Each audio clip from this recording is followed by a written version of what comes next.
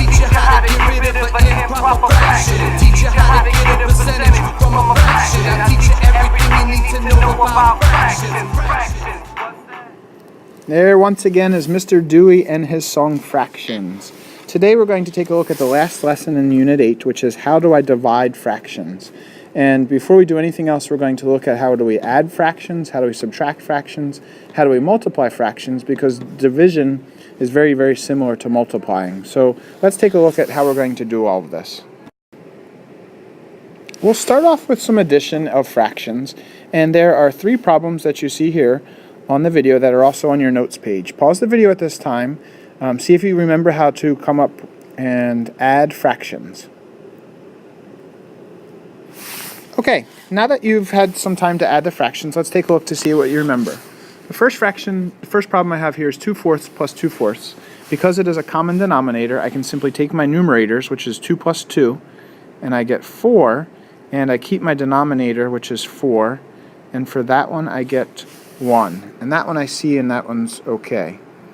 Now I'm going to go over and I'm going to take this one here, 3/4 plus 1/2, and I see that I don't have a common denominator and I need to come up with a common denominator, so I kind of go like this and I think of all my factors of 2 and 4, and I know that 4 is my common factor there.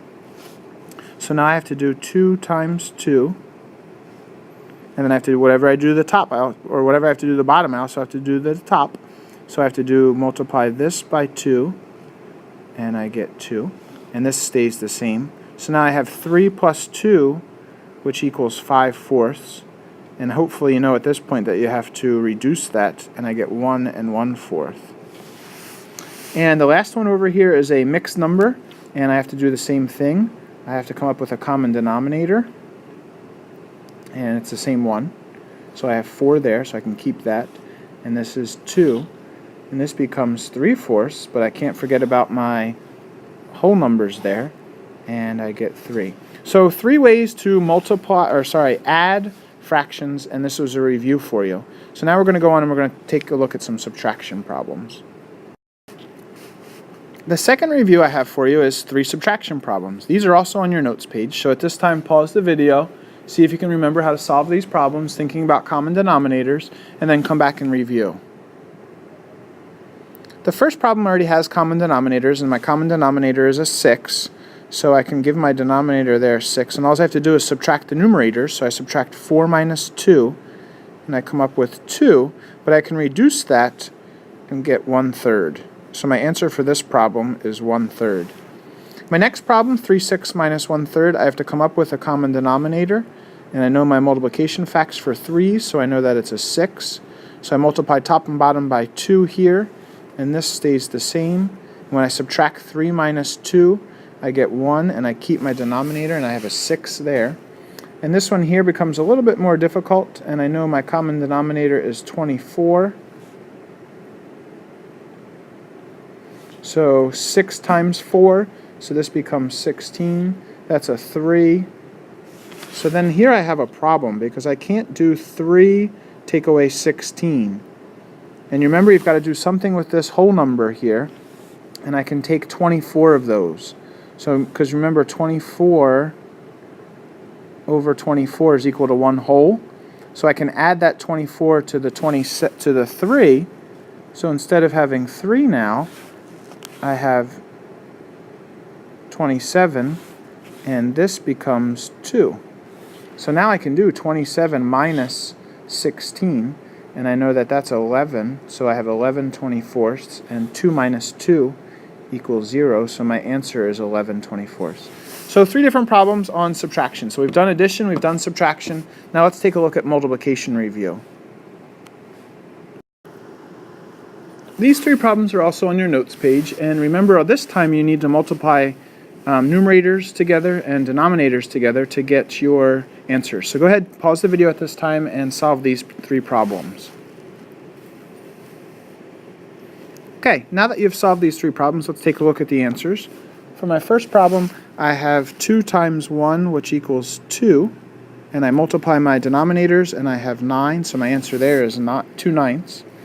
I multiply 4 times 2, and I get 8, and 6 times 3 equals 18, and I know that I can reduce that because 2 goes into both of those, so I get 4/9, so my answer there is 4/9. And this last problem here, I need to take my mixed numbers and make them into improper fractions. Okay, remember to convert these mixed numbers into improper fractions, I have to do the C. So 3 times 3 equals 9, plus 1 more equals 10. So I have 10/3. I'm going to keep my multiplication symbol. 4 times 4 equals 16. 16 times, or plus 3, sorry, equals 19. And I'm going to keep my denominator there.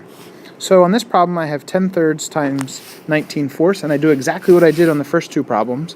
I multiply my numerators, which is 190, and I multiply my denominators, which is 12. Sorry, and now I have to reduce those, and I know that. Let me make this 0 a little bit better here. It's a 0. So if I divide those two, let's see what happens when I do that. 190 divided by 12. It comes out to a decimal. I know that 2 goes into both of those.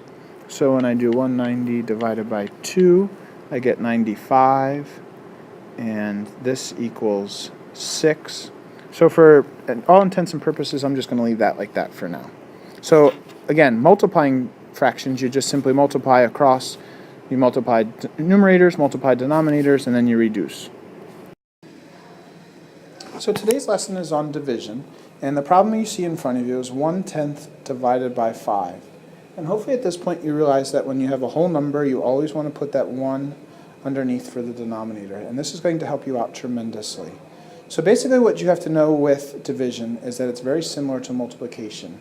We're going to switch this here and making that a multiplication sign. So I'm going to rewrite this as 1/10. I'm going to make this as a multiplication, and what I'm going to do here is I'm going to flip these two around. So my numerator is going to become my denominator is going to become my numerator, and it's going to look something like this. And now I just need to solve this problem, and I get 1 times 1 equals 1, 5 times 10 equals 50, and my answer is 1/50th. So basically what I did was I changed the sign from division to multiplying, and I rotated or flipped my numerator become my denominator became my numerator, and then I came up and I solved that as a multiplication problem. Here's another division problem, and again I'm going to put my 1 underneath my denominator there, and I'm going to keep that, so I keep the 6 first. I'm going to change this sign to multiplying, and I'm going to flip the second number. So I flip this to make 3 seconds. Now I simply multiply across. I'll start with my denominator. 1 times 2 is equal to 2. 6 times 3 is equal to 18. I have 18 over 2, which hopefully you know can be reduced now to the number 9. So my answer there is 9. Here are 2 of the 3 give it a try problems that are on your notes page. I want you to take a second, pause the video, and solve all 3 problems. We'll go over the first 2, and then I'll flip over and we'll see the third one there as well. So go ahead, pause, and think about how changing it to multiplying and then flipping the second number. Okay, now that you've done that, let's take a look at these problems. I'm going to put a 1 in my denominator. I'm going to flip that to make it 5/4, and I need to rewrite that. So now there's my new problem. 5 times 4 equals 20. 4 times 1 equals 4. 4 goes into 20 5 times. There's my answer. My next problem, I'll rewrite this one. 5/6 times 8 over 1. 8 times 5 equals 40. 6 times 1 equals 6. And 2 goes into both of those. So now I have 20 over 3. And I know that 3 goes into 20. 7 is too big, so 6. And I have 2 left over. So my answer there is 6 2/3.